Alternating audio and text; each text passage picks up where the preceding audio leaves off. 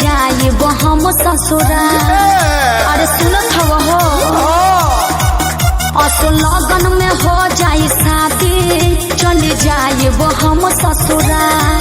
है phone number ल सहेली के अब ये करे से करी हो प्यार हमके न कही हम हरे भी हो। बिल्कुल ना जाने तुम तो जाने तुम तो जाने तुम तो मीठी जलेबी हो सुनो ना भर लगी तुम देवी हो। जाने तुम तो मीठी जलेबी हो सुनो ना भर लगी तुम देवी हो। सही में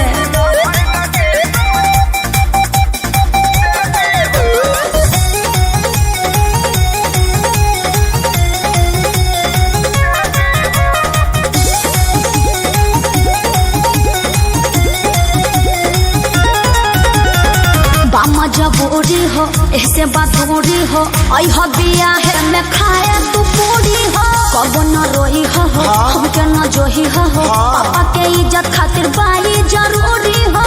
अरे कोई फीलिंग के फील अच्छा पर रोई ना भाई त सुना का दुआरा पजाई ठीक बा तहरा शादी के मिठाई डरली मन भरे हम खाई जाता नी गिफ्ट देके है भी हो।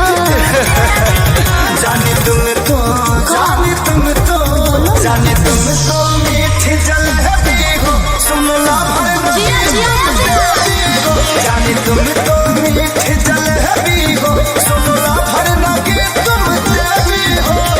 वो कैसे हो तो जब अपना सहेली के नंबर दे देवे तो हमारे नया चीज बेटा जाए ना। आई लव यू जानो आई लव यू।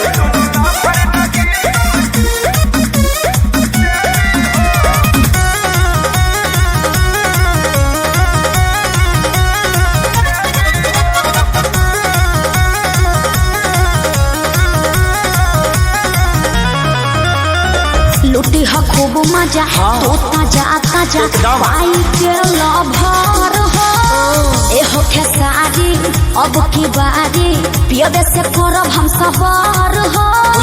बाबू अपना ख्याल रखियो। हाँ हो रातों रात सोनू के याबे हम खुद खबर सुनाई।